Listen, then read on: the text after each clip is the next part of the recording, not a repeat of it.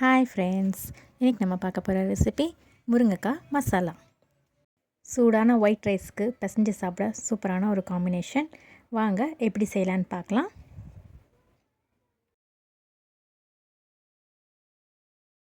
இது செய்ய இன்றைக்கி நான் 5 முருங்கைக்காய் எடுத்திருக்கேன். குட்டி குட்டி பீஸாக கட் பண்ணிவிட்டு நம்ம வேக வச்சிடலாம். 2 விசில் வச்சு எடுத்தால் போதும். வேக வச்ச முருங்கைக்காய் இப்போ ரெடியாக இருக்குது. முருங்கைக்காய் வேக வச்ச தண்ணியை வேஸ்ட் பண்ணாதீங்க, இருக்கட்டும்.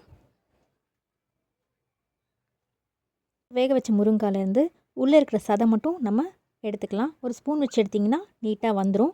இருக்கிற எல்லாத்தையும் அதே மாதிரி எடுத்து வச்சுக்கலாம். எல்லாத்தையும் எடுத்து வச்சாச்சு. இப்போ இதுக்கு ஒரு மசாலா ரெடி பண்ணிடலாம்.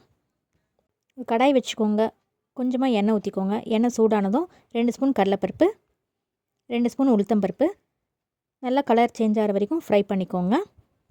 லைட்டாக கலர் சேஞ்ச் ஆனதும் இதில் காரத்துக்கு ஏற்ற மாதிரி 3 வரமிளகாய் சேர்த்திக்கோங்க.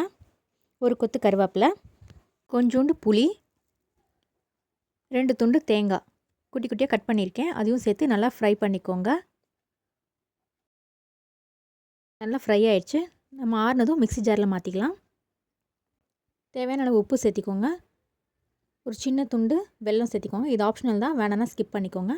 வேக வச்சு இந்த முருங்கைக்காய் தண்ணி இருக்குல்ல, அதை ஊற்றி அரைச்சிக்கோங்க, வேஸ்ட் பண்ணாதீங்க. கடாய் வச்சுக்கோங்க, கொஞ்சமாக எண்ணெய் ஊற்றிக்கோங்க. எண்ணெய் நல்லா சூடானதும் கடுகு சேர்த்திக்கோங்க. கடுகு நல்லா பொரிஞ்சதும் ஒரு கொத்து கருவேப்பிலை சேர்த்திக்கலாம். நம்ம அரைச்சி வச்சிருந்த மசாலாவை சேர்த்துக்கலாம். கொஞ்சமாக தண்ணி ஊற்றிக்கோங்க.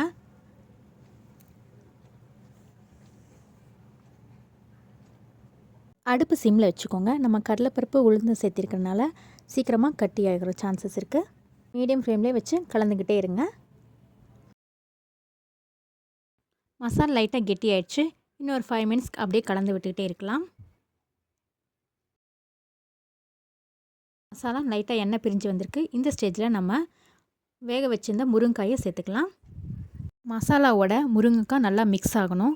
நம்ம கைவிடாமல் ஒரு 5 நிமிஷத்துக்கு கலந்து விட்டுக்கிட்டே இருக்கலாம்.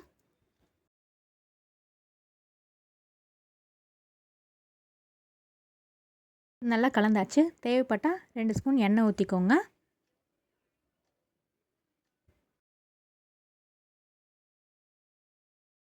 இப்போ லைட்டாக கெட்டி ஆயிடுச்சு.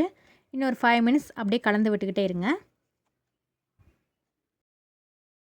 நம்மளோட முருங்கைக்காய் மசாலா நல்லா கெட்டி ஆயிடுச்சு.